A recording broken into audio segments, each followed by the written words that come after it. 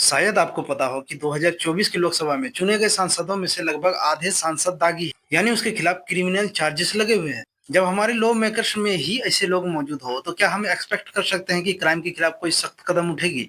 ADR की ताजा report के मुताबिक 543 में से 251 सांसद यानी 46% पर क्रिमिनल केस चल रहा है। 2009 में ये आंकड़ा 30% था।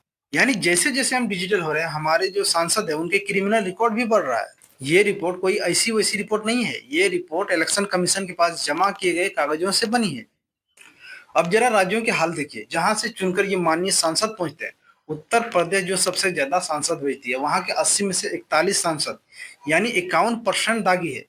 बिहार में स्थिति यह है कि 40 में से 25 सांसद यानी 63% आपराधिक मामलों वाले हैं। आंध्र प्रदेश में 25 में से 14 सांसद यानी 56% दागी है। महाराष्ट्र का हाल भी बुरा है, वहां के 48 में से 28 सांसद यानी 58%। पश्चिम बंगाल में 42 में से 21 सांसद यानी 50% पर क्रिमिनल रिकॉर्ड है। इन 251 दागी सांसदों में से 170 पर हत्या हत्या की कोशिश और किडनैपिंग जैसे गंभीर आरोप है।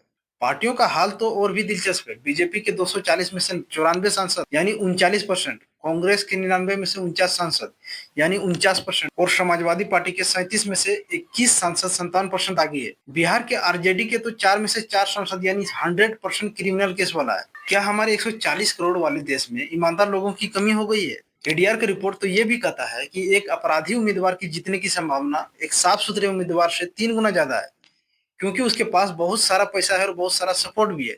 जब संसद में कानून तोड़ने वाले ही कानून बनाएंगे तो कैसे देश चलेगा?